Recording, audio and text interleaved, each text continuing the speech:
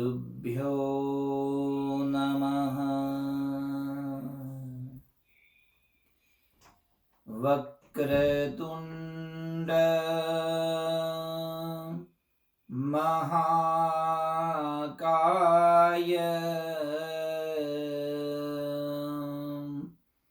सूर्यकोटि समप्रभ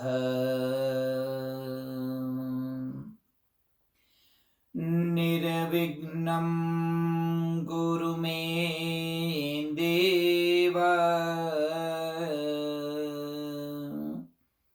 सर्वकार्येषु सर्वदा। कृष्णाय वासुदेवाय हरये परमात्मने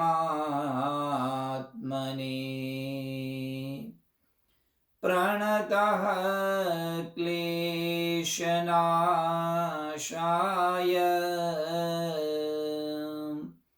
गोविन्दाय नमो नमः। सर्वरूपमयी देवी सर्वं देवीमयं जगत् अतोऽहं विश्वरूपां तां नमामि परमेश्वरीम्।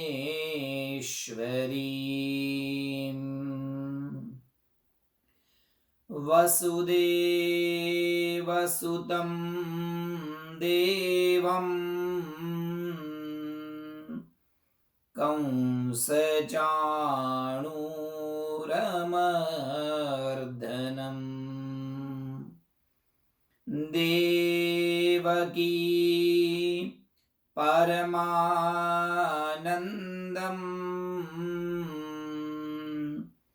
कृष्णं वन्दे जगद्गुरुम्। कृष्णं वन्दे जगद्गुरुम्। कृष्णं वन्दे जगद्गुरुम्।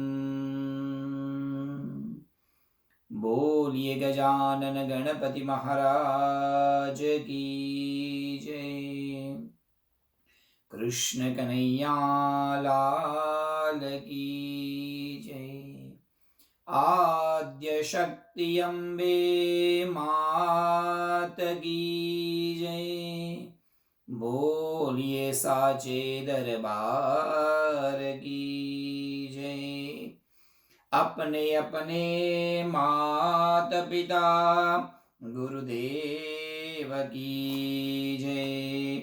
ओम नमः पार्वती पतये हर हर महादेव हर। जय जय श्री राधा रमण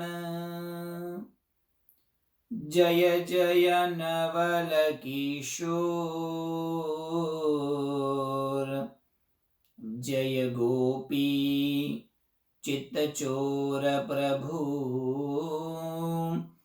जय जय माखन चोर। सर्वचैतन्यरूपां तां आद्यां विद्यां च धीमहि बुद्धिं यानः प्रचोदयात्। परमात्मा की असीम कृपा से माँ जगदम्बा आद्य शक्ति अनुपमा अद्वितीय शक्ति धारिणी आ ब्रह्म कीट जननी पराशक्ति की परम अनुकंपा से आयोजित इस दिव्य श्रीमद् देवी भागवत कथा के परम पावन पवित्र क्षण में आप सभी श्रोतागणों के हृदय में विराजमान मां भगवती पराशक्ति को प्रणाम करते हुए आप सबको खूब हृदय भाव से प्रणाम वंदन एवं जय श्री कृष्ण, जय माता दी। पराशक्ति मां भगवती आद्य शक्ति की अनुपम कृपा से हिंदू टेम्पल ऑफ टोलेडो के माध्यम से और आप सबके एक दिव्य सहायता से आयोजित इस श्रीमद् देवी भागवत कथा का आयोजन हमने कल से शुरू किया। आज उसका द्वितीय दिवस। इस द्वितीय दिवस के परम पवित्र पावन क्षण में एक बार हम सबके भाग्य की बहुत बहुत सराहना करते हुए एक आनंद का अनुभव हो रहा है, मां भगवती की कृपा का अनुभव हो रहा है कि इस परम पावन पवित्र चैत्र मास में, चैत्र नवरात्रि में हम सब मिलकर मां भगवती देवी भगवती दुर्गा के विविध रूपों को जानने के लिए, समझने के लिए और उनकी कृपा को प्राप्त करने के लिए देवी भागवत के इस सानिध्य में हम विद्यमान है, विराजमान है। सज्जनों, कल पहले दिन की कथा में हमने देवी भागवत की महत्ता के बारे में, महात्म्य के बारे में बहुत विस्तार पूर्वक सुना। इस देवी भागवत का क्या महत्व है, क्यों सुनना चाहिए और इसको सुनने से क्या फल मिलता है, उस विषय में कल हमने 3 आख्यान अर्थात 3 कथाओं के बारे में सुना। देवी भागवत का महात्म्य कार्तिकेय भगवान ने भी कहा है और अन्यान्य ऋषियों ने भी कहा है। संक्षिप्त रूप में एक सूत्र के रूप में यदि कहा जाए तो 3 प्रकार के प्रयोजन की सिद्धि देवी भागवत से बताई गई है। सबसे पहले अप्राप्त की प्राप्ति। यदि कोई वस्तु हमें प्राप्त नहीं है, अर्थात जो हमारे पास थी और वो चली गई है, अर्थात यदि जीवात्मा अपने स्वयं को भूल चुका है तो उसको अपने स्वयं की जानकारी, स्वयं की खोज देवी भागवत से तृप्त होती है, देवी भागवत से होती है। अप्राप्त की प्राप्ति देवी भागवत से होती है। एक और बताया, असंभव कार्य संभव होता है देवी भागवत से। और तीसरा प्रयोजन बताया गया, पतित और अधम व्यक्ति भी देवी भागवत की कृपा से, मां भगवती की कृपा से, देवी भागवत की अनुष्ठान से वो परम पवित्र बन जाता है। कितने भी उसने पाप किया हो, परंतु यदि मां की कृपा हो तो वो पवित्र बन जाता है। ऐसी कई कथाएं आएगी सज्जनों आगे जाकर, जो बहुत पापी थे, अधर्मी थे, दुष्कृत्य करने वाले थे, पर केवल मां की कृपा उस पर हो गई और पावन बन गया, उसका जीवन पवित्र बन गया। ऐसी कई कथाएं आगे हम सुनेंगे। तो देवी भागवत महात्म्य में हमने ये सुना। आज हम प्रवेश करने जा रहे हैं श्रीमद् देवी भागवत में। विधि विधान के बारे में बताया गया कि ये कथा कैसे करनी चाहिए और क्यों करनी चाहिए, उसका विधि विधान क्या है, उसके नीति नियम क्या है। सबसे पहले तो श्रोता और वक्ता के लक्षण बताए गए। श्रोता कैसे होने चाहिए और वक्ता कैसे होने चाहिए। बहुत सारे नियम है, एक भी नियम यदि हम में घट जाए तो बस मां की कृपा। बोलिए प्रेम से जय श्री कृष्ण। सबसे पहले वक्ता के लक्षण बताए गए। वक्ता कैसा होना चाहिए, तो वक्ता भगवती पर अनुपम श्रद्धा धारण करने वाला होना चाहिए। मां की भक्ति से वो तरबोल होना चाहिए। जब तक मां की कृपा का वो पात्र नहीं होगा तो वो मां की कथा को गाएगा कैसे। मुकम करोति वाचालम पंगुम लंघयते गिरिम। एक मूक जिसको बोलना नहीं आता, वो बिना मां की कृपा से बोल नहीं सकता। आगे जाकर एक कथा आएगी, एक मूर्ख व्यक्ति था, तो वो मूर्ख व्यक्ति ने केवल मां के एक बीजाक्षर का जाप किया और वागीश बन गया। अद्भुत वाणी मां ने प्रदान की। सज्जनों, संगीत हो, विद्या हो या वाणी हो, ये तीनों मां की कृपा से ही प्राप्त होता है। इसलिए मां की कृपावंत वक्ता होने चाहिए, जिन्होंने वेदों का, शास्त्रों का अध्ययन किया हुआ होना चाहिए। क्योंकि यदि उसका अध्ययन नहीं है तो वो कथा को ठीक रूप से कह नहीं पाएगा। बड़ी चित्र विचित्र कथा आती है देवी भागवत में सज्जनों, ध्यान देना। जब श्रीमद् भागवत पढ़ते हैं तो वहां सुखदेव महाराज को परिव्राजक बताया गया है, और जब देवी भागवत को पढ़ते हैं तो वहां सुखदेव जी को संसारी बताया गया है। श्रीमद् भागवत की कथा और देवी भागवत की बहुत सारी कथा एक दूसरे से मिलती है, परंतु उन कथाओं में काफी अंतर हो जाता है। तो क्या सही माना जाए? सुखदेव जी गृहस्थी थे या परिव्राजक थे या संसारी थे? तो ऐसी कई बातें आती है। यदि उसने शास्त्र का अध्ययन किया है तब उसे पता होगा कि ऐसा कथानकों में अंतर क्यों है। इसलिए वेद शास्त्र विशुद्धिकृत वेद और शास्त्रों का गहन अध्ययन उसे होना चाहिए।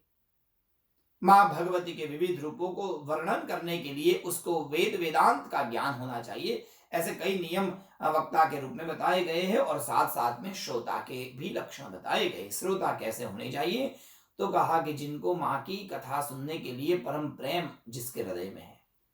यदि व्यक्ति योग्य नहीं है तो उसे बिल्कुल बताया कि अयोग्य व्यक्ति को इस कथा को बिल्कुल मत सुनाना। योग्यता का लक्षण देखना है पहले कथा सुनाने से पहले। क्यों योग्यता का लक्षण बताना है? क्योंकि आजकल समाज में स्वार्थी व्यक्ति बहुत है। मैंने सज्जनों में आपके एक मेरा अनुभव कहना चाहता हूं आज, और यह सत्य अनुभव है सज्जनों, ध्यान देना। ऐसे कई व्यक्ति देखे मैंने जो बहुत दुख में थे, कष्ट में थे, परिश्रम करते हुए भी उनको फल नहीं मिलता था। कोई अच्छे पंडित जी की मुलाकात हो गई और उन्होंने कहा आप इतना जाप करो, भगवती की पूजा करो, सब ठीक हो जाएगा। 1 साल 2 साल भगवती की पूजा की, पूजा करते करते परमात्मा की कृपा हुई और भगवती की कृपा हुई। 2-3 सालों में कुछ अच्छा होने लगा। अपने कष्ट को दूर करने के लिए कोई एक व्यक्ति मिल गया, और उस व्यक्ति ने उसको दुख में से बाहर निकालने के लिए जब सहायता की, तो वो ही व्यक्ति जो दुखी था, जो त्राहित था, जो कष्टमय था, कोई एक व्यक्ति के सहाय से जब बाहर निकल गया दुख से, वो ही व्यक्ति कहता है साहब 2-2 साल तक मां की भक्ति की, कुछ नहीं हुआ। याद भी जब मिला तब मेरा ठिकाना, मुझे सब ठीक हो गया। 2 साल भक्ति करी की, उसके फलस्वरूप उसको वो व्यक्ति मिला था। सीढ़ी चढ़कर जब छत पर पहुंचता है तो वो व्यक्ति सीढ़ी को भूल जाता है, ईश्वर की कृपा को वो भूल जाता है। ये नहीं समझता कि उसको एक व्यक्ति इसलिए मिला क्योंकि उसने वो ईश्वर की आराधना 2 साल तक की। इसलिए बताया गया अयोग्य व्यक्तियों को ये देवी भागवत की कथा बिल्कुल मत सुनाना।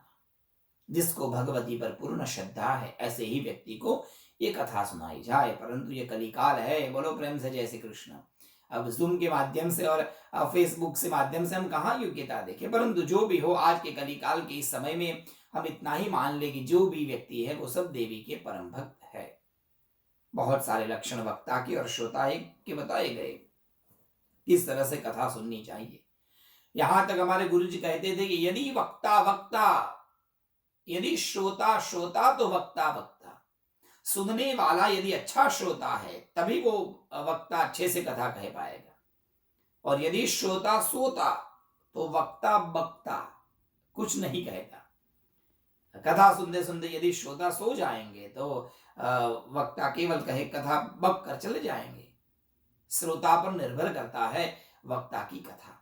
अभी कल हमारे मित्र से चर्चा हो रही थी, उन्होंने फेसबुक पर कथा देखी और हमें फोन किया, सागर में बहुत बड़ा आनंद आया, कहां पर कथा हो रही है? मैंने कहा भाई ये हिंदू टेम्पल ऑफ टोलेडो का आयोजन है और जूम के माध्यम से हम कथा करते हैं। उसने कहा भाई सागर भाई यार सामने कोई श्रोता भी ना हो, केवल कंप्यूटर लैपटॉप लेकर बैठना है, कैसे आप कथा करते हो? क्योंकि हम कथाकारों की एक आदत होती है, जितने लोग ज्यादा होते हैं ना, हमको और आनंद आता है कथा करने में। तो एक भी बिना श्रोता के केवल लैपटॉप के सामने कथा करना कैसे संभव है? मजा आता है।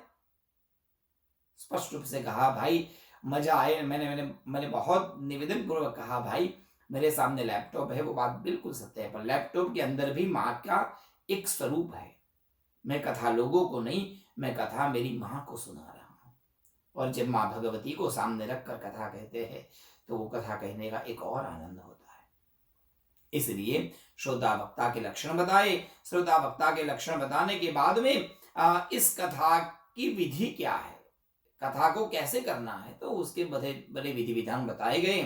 उस विषय में हम नहीं जाएंगे। कथा सुनकर क्या करना है, कथा सुनने के बाद में क्या क्या दक्षिणा देना है, ये सब बताया है। यादृशम विवाहे वित्तम, जितना खर्चा आप शादी में विवाह में करते हैं उतना ही खर्चा यादृशम विवाहे प्रोक्तम तादृशम परिकल्पयेत, जितना खर्चा आप विवाह में करते हैं उतना ही खर्चा देवी भागवत की कथा में भी करना चाहिए। बोलो जय श्री कृष्ण। इतनी धूमधाम से कथा होनी चाहिए। कथा जो भी सुनता है उसको दक्षिणा प्रदान करना है, ये भी बताया। 3 प्रकार की दक्षिणा बताई गई। सज्जनों ध्यान देना, एक तन दक्षिणा, एक मन दक्षिणा और एक धन दक्षिणा। जो भी ये कथा सुनता है उसको अपने तन की दक्षिणा देनी चाहिए मां भगवती को। वैसे तो देखा जाए तो हम धन क्या देंगे मां जगदम्बा को? धन हमें देने वाली जगदम्बा है, उसकी कृपा न हो तो धन कहां मिले? महालक्ष्मी की कृपा के बिना हमें पैसा नहीं मिलता। तो पैसा देने वाली भगवती को हम क्या पैसा अर्पण करें? पर यहां कहा गया यदि दक्षिणा देनी है तो सबसे पहले तन की दक्षिणा देना, अर्थात मां भगवती की सेवा इस तन से करना। 9 दिनों में जब जब समय मिले तो ये तन के द्वारा मां भगवती की सेवा करना। मन अर्थात जप, मन के द्वारा जितना हो 9 दिनों में इस कथा के सुनते कथा के बाकी समय में जितना हो इतना जप करना। और यदि तन से सेवा नहीं हो पाती, धन से सेवा नहीं हो पाती तो कोई बात, मन से सेवा नहीं हो पाती तो कोई बात नहीं। आपको यदि भगवान ने धन दिया है तो उस धन से अवश्य सेवा करना।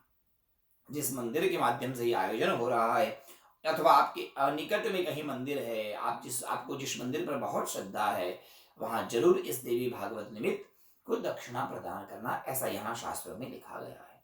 कथा के नीति नियम बताए।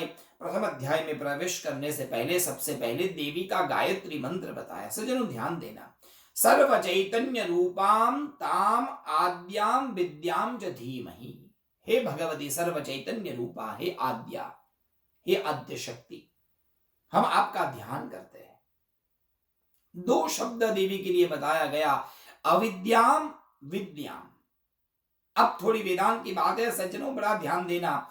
मां भगवती को अविद्या भी कहा है और विद्या भी कहा है। अविद्याम च विद्याम च धीमहि।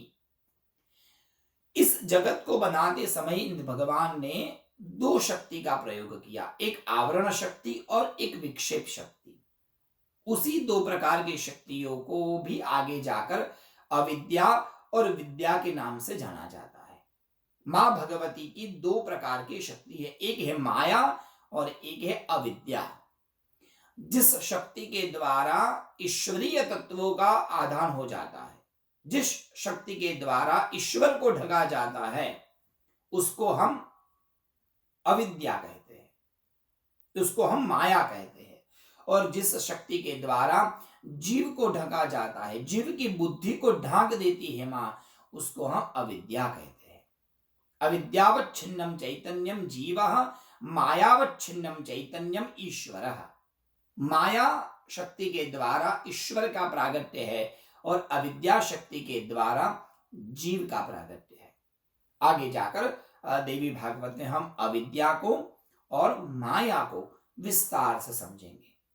अभी इतना ही समझना है हमें कि भगवती की 2 प्रकार की शक्ति है, एक है अविद्या शक्ति और एक है विद्या शक्ति। बुरा मत लगाना, परंतु संसार को समझने के लिए जो ज्ञान है वो है अविद्या, और संसार से मुक्त होने के लिए जो विद्या है वो है विद्या।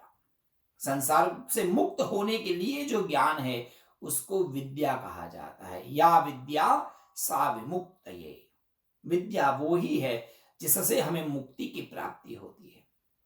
अविद्या से व्यक्ति को संसार की प्राप्ति होती है, अर्थात संसार का सुख और मोक्ष का सुख दोनों देने वाली मां जगदम्बा आप हो। हम आपका ध्यान करते हैं। अविद्याम विद्याम च धीमहि, हम आपका ध्यान करते हैं। हे मां भगवती, बुद्धिम या नह अर्थात हमारी, हे मां भगवती हमारी बुद्धि को आप प्रेरणा दीजिए, हमारी बुद्धि को अच्छा ज्ञान दीजिए, जो अच्छी तरह हमारी बुद्धि चले और हम विद्या को और अविद्या को दोनों को प्राप्त करें। संसार के सुख को और मुक्ति को भी हम प्राप्त करें। इस जन्म को, आने वाले जन्म को भी हम सुधार पाए। हमको, हमारे परिवार को भी हम समृद्धि प्रदान कर पाए। ऐसी माँ हमें बुद्धि प्रदान करना। ऐसे सुंदर गायत्री मंत्र के द्वारा अब ये देवी भागवत का प्रारंभ होता है। सज्जनों ध्यान देना, देवी भागवत के 12 स्कंध है, 12 चैप्टर्स है। इन 12 स्कंध में अलग अलग अध्याय है। कुल मिलकर अब पूरे देवी भागवत में 300 अध्याय है और 18,000 श्लोक है। पहले स्कंद में थोड़े अध्याय, द्वितीय स्कंद में, ऐसे करते करते 12 स्कंद में लेकर 300 अध्याय है और सभी को मिलाकर जब गिनते हैं तो 18,000 श्लोक है इस देवी भागवत में। इन 12 स्कंद, 300 अध्याय और 18,000 श्लोक में मां भगवती के गुणगान गाए गए हैं। अब ध्यान दीजिएगा किस तरह से मां भगवती के गुणगान है, हम उसमें प्रवेश करते हैं। बहुत वर्ष पूर्व की एक बात है। नैमिषारण्य नाम के परम पवित्र पावन तीर्थ में बहुत सारे ऋषि मुनि बैठकर भगवान का एक बहुत बड़ा यज्ञ करते थे। दिन भर यज्ञ चलता था। सायंकाल जब यज्ञ पूर्ण होता था तो सभी ऋषि मुनि एक वट वृक्ष नीचे बैठते थे। एक दिन सभी ऋषि मुनि वट वृक्ष नीचे बैठे थे और कथा कहने वाले उस समय एक ऋषि थे जिनका नाम था सुत पुराणी। 18 पुराणों की कथा उनको याद है, सुत महर्षि को, इसलिए लोग उनको पुराणी महाराज के नाम से जानते थे। शनकादिक ऋषि जब कथा सुनते थे तो जब भी किसी के मन में कोई भी प्रश्न होता था तो कथा पूरी होने के बाद बड़ी विनम्रता से महर्षि को प्रश्न किया जाता था और सुत महर्षि पुराणों में से खोजकर उन प्रश्नों का जवाब देते थे। ऐसी दिव्य परंपरा चल रही थी। शनकादिक ऋषियों ने सुत महर्षि को, सुत पुराणी महाराज को एक दिन प्रश्न किया, महाराज आप बड़ी सुंदर कथा सुनाते हैं, महाराज मेरे मन में एक प्रश्न है, कृपा करके आज आप हमें उस प्रश्न का जवाब दीजिए। महाराज बताइए क्या प्रश्न है।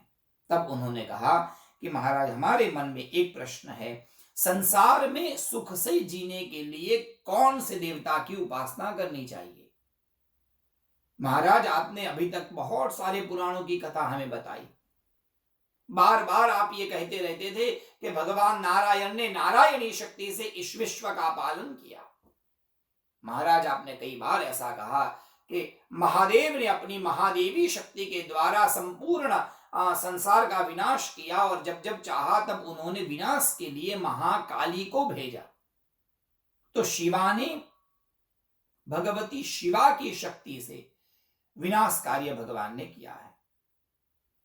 और आपने कई बार ऐसा कहा कि ब्रह्मा जी ने इस जगत की रचना करने के लिए ब्रह्माणी शक्ति का प्रयोग किया है। तो महाराज कृपा करके बताइए ये शक्ति क्या है, शक्ति होती क्या है, मां भगवती का स्वरूप क्या है, यह शक्ति का प्रागट्य कैसे हुआ, यह शक्ति कहां रहती है, शक्ति को कैसे जाना जाए और शक्ति की भक्ति कैसे की जाए। कृपा करके ऐसे कई सारे प्रश्न किए और उस समय सुत महर्षि ने आंखें बंद की, अपने गुरुदेव का ध्यान किया और वेदव्यास जी महाराज को प्रणाम किया, नमस्कार किया, सुखदेव जी को प्रणाम किया और अपने गुरुपुत्र को नमस्कार किया और कहने लगे, महर्षियों आपने बड़ा सुंदर प्रश्न किया है। जो प्रश्न आज आपने मुझे पूछा बिल्कुल वैसा ही प्रश्न बहुत वर्ष पूर्व हमारे गुरुदेव ने भी नारद जी को पूछा था और उस समय देवर्षि नारद ने हमारे गुरु जी को जो जवाब दिया था वही जवाब मैं आपको सुनाता हूं। बड़े ध्यान से सुनना, जिसको हम देवी भागवत कहते हैं। देवी भागवत नामक ग्रंथ में, देवी भागवत नाम के पुराण में आपने जो जो प्रश्न किया शक्ति के विषयक, सत्य विषयक, उन सभी विषय प्रश्नों का समाधान देवी भागवत में है। शक्ति के कितने रूप है, शक्ति क्या है, सुंदर कथाएं उस देवी भागवत में है। बड़ी ध्यान से सुनना। अब उन्होंने अपने गुरुदेव की कथा से प्रारंभ किया क्योंकि ऋषियों को मन में प्रश्न था कि आपके गुरुदेव के पास ये सब कथा आई कहां से, क्योंकि हमने तो यही सुना है कि वेदव्यास जी महाराज ने तो 18 पुराण बना के भगवान नारायण की उपासना की। भगवान नारायण की उपासना करने वाले परम भगवदीय वैष्णव ने ये शाक्त ग्रंथ को कैसे लिखा, कैसे अपनाया और किस तरह से उन्होंने शक्ति की उपासना की, कृपा करके बताइए। तब जाकर अब सूत महर्षि वेद व्यास जी की कथा बताते हैं। सज्जनों, मैं आपको एक बात और बताना चाहता हूं, जिस कथा को आप यहां सुनेंगे बिल्कुल वैसी ही कथा आपको अन्यान्य पुराणों में भी मिलेगी। यहां पर आता है वेद व्यास जी ने पुत्र के लिए शक्ति की साधना की, और जब आप भागवत सुनेंगे तो वहां आएगा वेद व्यास जी महाराज ने पुत्र प्राप्ति के लिए भगवान नारायण की उपासना की। तो ऐसी अलग अलग बातें क्यों आती है? हमारे गुरु जी ने हमें सब समझाया है, सिखाया है। ध्यान दीजिएगा। तत्त कल्पांत वृत्तांतम अधिकृत्य महर्षिभिः। ये प्रश्न आज हमारे मन का नहीं है, बहुत वर्ष पहले ये प्रश्न आ चुका है। उसका जवाब भी ऋषि मुनियों ने दिया है। एक जगह पर पुराण में वेद व्यास जी महाराज को शक्ति के उपासक बताए जाते हैं, और एक पुराण में श्रीमद् भागवत में वेद व्यास जी महाराज को नारायण के उपासक बनाए जाते हैं। क्यों? क्योंकि कहा ये कल्पांत वृत्तांत है, अलग अलग कल्पों की कथा है। जो श्रीमद् भागवत की कथा है वो सारस्वत कल्प की कथा है, और देवी भागवत की जो कथा है वो अन्यान्य कल्पों में हो चुकी कथा है। सज्जनों, ये अभी हम जिस कलयुग में रहते हैं वो अष्टाविंशतितमे कलयुग, 28वां कलयुग है। इससे पहले 28 बार ये सृष्टि बन चुकी है। सतयुग, द्वापर, त्रेता और कलयुग की एक चतुर्युगी। उसके बाद में जब सतयुग आता है तो पूरा विश्व खत्म हो जाता है। फिर से सतयुग आता है, सतयुग, द्वापर, त्रेता और कलयुग, और उसके बाद में फिर से ऐसे करते करते 27 कल्प बीत चुके हैं। 27 बार ये विश्व बन चुका है। 27 बार राम आ चुके हैं, 27 बार कृष्ण आ चुके हैं, 27 बार इस विश्व में ये चक्र चल चुका है। तो अलग अलग कल्पों में अलग अलग रीति से कथा होती थी। कोई एक कल्प में शुकदेव जी परिव्राजक थे, तो कोई और एक दूसरे कल्प में शुकदेव जी महाराज संसारी थे। तो अलग अलग कल्पों की अलग अलग कथा है। जिस जिस कल्प की में जो जो हुआ, उन उन कल्पों की कथाओं को वेद व्यास जी महाराज ने अपनी समाधि के द्वारा देखा है। समाधि में बैठकर उन कल्पों की कथाओं को, उन कल्पों के इतिहास को उन्होंने देखा है, और उन्होंने जो समाधि में देखा, उन्होंने उन उन कल्पों की बातें अपने शिष्य को, अपने पुत्र शुकदेव जी को पढ़ाया है। इसलिए शंका नहीं करनी चाहिए कि ऐसा क्यों, क्योंकि अलग अलग कल्पों की कथा है। तो देवी भागवत की कथा अलग कल्प की है, और श्रीमद् भागवत की कथा भी एक अलग कल्प की है।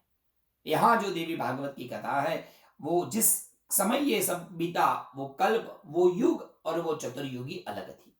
उस चतुर्युग की कथा है। कथा सुनाते हैं कि सुनो ऋषियों। एक बार क्या हुआ, हमारे वेद व्यास जी महाराज ने 4 वेद को विभाजन किया। पहले तो केवल एक वेद था, एक वेद में से उन्होंने 4 वेद, 4 भाग किया, क्योंकि धीरे धीरे व्यक्ति की मति, व्यक्ति की बुद्धि घटती जा रही है। समय समय पर व्यक्ति कम याद करने लगता है। पहले के जमाने में ऋषि एक बार बोलते थे, शिष्य एक बार सुन लेते थे, याद हो जाता था।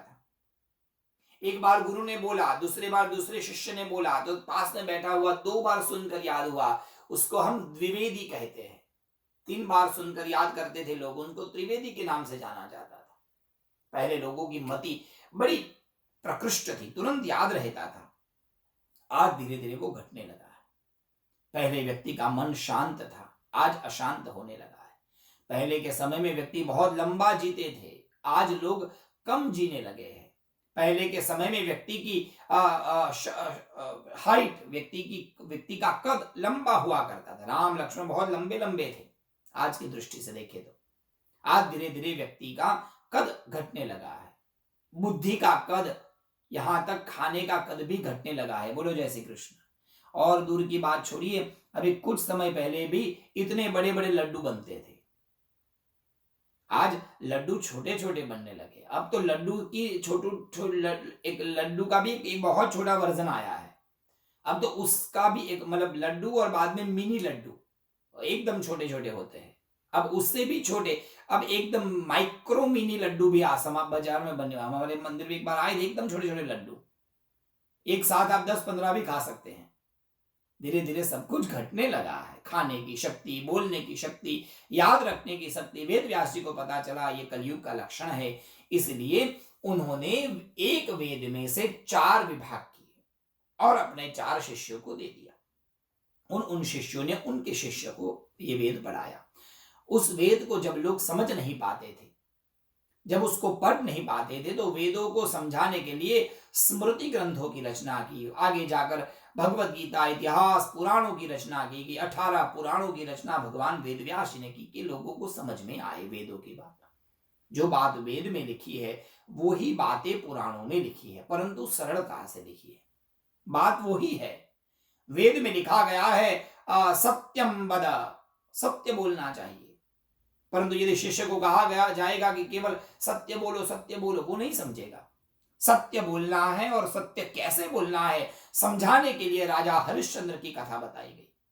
अपनी मर्यादा में जीवन जियो, ये बात को समझाने के लिए रामचरित्र बताया गया। भक्ति करो, प्रेम करो, कृष्ण चरित्र देखिए आप। तो ये सब कथानक के रूप में वेदों की बातों को ही अपने शिष्यों को वेद व्यास जी ने बताया। समय बीतने लगा। एक दिन महाराज मैं क्या बताऊं, हमारे गुरुदेव वेद व्यास जी महाराज एक वृक्ष नीचे बैठे थे, वट वृक्ष के नीचे, और उसी वृक्ष के ऊपर एक पक्षी का घोंसला था। एक नर पक्षी और एक मादा पक्षी, दोनों बड़ा प्रेम कर रहे थे, और उनके पास में एक अंडा था। माता पिता बड़े भाव से, प्रेम से उस अंडे को सिंचन कर रहे थे, उसको सेब रहे थे, उसको अपनी हूंफ, अपनी शक्ति दे रहे थे। समय आने पर उसी अंडे से एक बच्चे ने जन्म लिया। हमारे गुरुदेव ने उन सबको देखा। रोज करते करते स्वयं पक्षी जाते थे, वो माता पिता दोनों जाते थे, दाने लेकर आते थे, और अपने बच्चों की वो अंडे से निकले हुए बच्चे के मुंह में वो रखते थे। बड़ा प्रेम था उन तीनों में। ये सब प्रेम देखकर वेद व्यास जी के महाराज में भी प्रेम प्रकट हो गया। उनके मन में भी, उनके हृदय में एक गृहस्थ प्रेम उमड़ पड़ा। क्या सुंदर प्रेम है, माता पिता का प्रेम और उनके बच्चों का प्रेम। सज्जनों, बच्चों का प्रेम बड़ा ही अद्भुत होता है। जिनके घर में बच्चे हैं उनको पता है। यदि हमें कुछ बुखार आता है तो हमें कोई चिंता नहीं होती, हम दवाई लेके चला लेते हैं, पर वही बुखार जब बच्चों को आता है तो हमारा मन बड़ा ही व्यथित हो जाता है। भगवान, आप जो कष्ट देना है हमें दो, बच्चों को मत दो, ये हम बोल लेते हैं। क्यों? क्योंकि कितना प्रेम है। माता पिता अपने शरीर से बच्चों को जन्म देते हैं। आत्मना वही जायते पुत्र, पिता की आत्मा से पुत्र का और पुत्री का जन्म होता है। ये सब प्रेम भाव वेद व्यास जी के हृदय में उमड़ पड़ा और व्यथित हो गए। कितना प्रेम है, इतने शास्त्रों की मैंने रचना की, इतने देवताओं का मैंने सानिध्य साधना की, अनुष्ठान किया, पर मेरे घर कोई पुत्र नहीं है।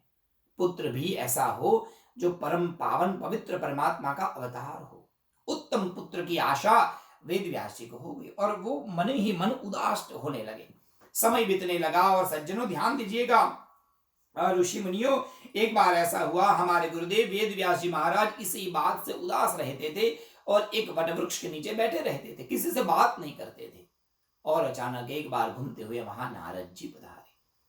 नारायण नारायण करते हुए जब नारद जी आए और उन्होंने वेद व्यास जी को देखा, कहा, महाराज क्या बात है, आप बड़े उदास लग रहे हैं। आकारैर इंगितैर्गत्या चेष्टया भाषणेन च नेत्र वक्त्र विकारेश्च ज्ञायते अंतर्गतम मनः। आकार से, इंगित से, दृष्टि से, चलने से, बोलने की स्टाइल से उसके अंदर हृदय में क्या है ये पता चल जाता है। कुछ तो है आपके हृदय में महाराज, क्या बात है, क्यों आज आप उदास हैं? वेद व्यास जी को पूछा गया। वेद व्यास जी ने कहा, नारद जी, उदासी की बात यह है कि कल कुछ दिन पहले मैंने पक्षियों को देखा प्रेम करते हुए बच्चे को, और उन बालक और उन सबको देखकर मेरे मन में भी वो प्रेम उमड़ पड़ा कि मुझे पुत्र की प्राप्ति कब होगी, कैसे मुझे पुत्र होगा, ये सब उनके मन में मेरे मन में आने लगा। यदि आप कोई उपाय जानते हो, ऐसे कौन से देवता की उपासना करूं जिससे मुझे उत्तम पुत्र की प्राप्ति हो, यदि आप कुछ जानते हो तो आप कृपा करके बताइए। नारद जी ने आंखें बंद की और सोचने लगे कि क्या जवाब दूं। वेद व्यास जी महाराज को उत्तम पुत्र के लिए कौन से देवता की उपासना करनी चाहिए, ये प्रश्न हुआ है। नारायण ने आंखें बंद की और नारद जी ने आंखें बंद की और अपने पूर्व समय को याद किया। कुछ समय के क्षण के बाद में आंखें खोली और कहा कि महाराज, बड़ा वो सुंदर उत्तर मिला है। जो प्रश्न आज आपने मुझे पूछा कि कौन से देवता की उपासना करनी चाहिए। ऐसा ही प्रश्न मैंने भी मेरे पिताजी को पूछा था।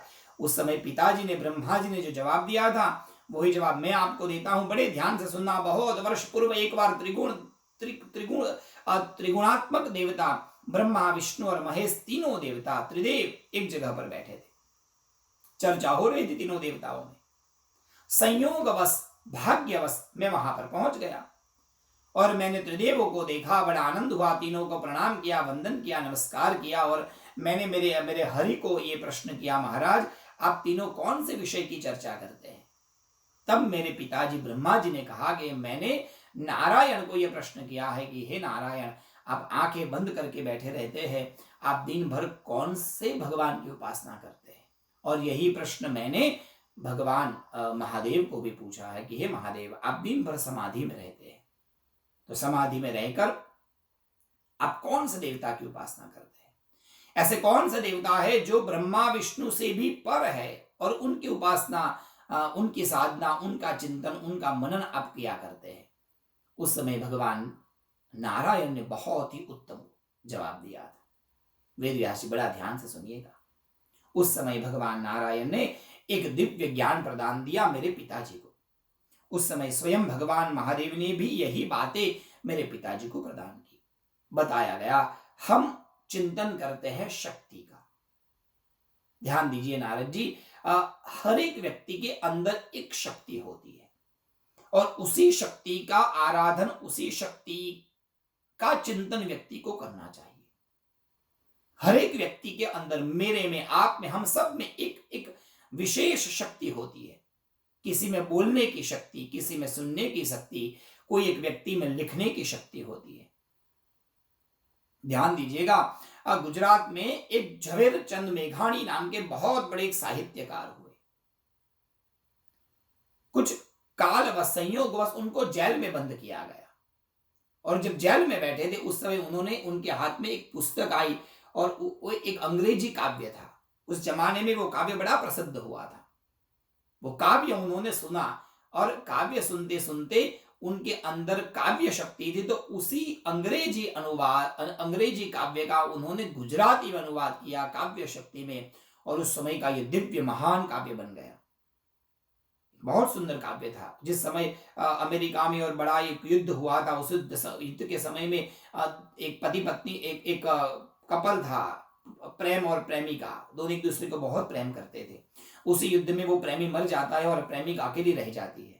वो निर्णय करती है कि मेरा प्रेमी मर गया, अब मैं उस की याद में जो ये युद्ध हो रहा है उसमें जो सैनिक मरेगा उसकी मैं सेवा करूंगी।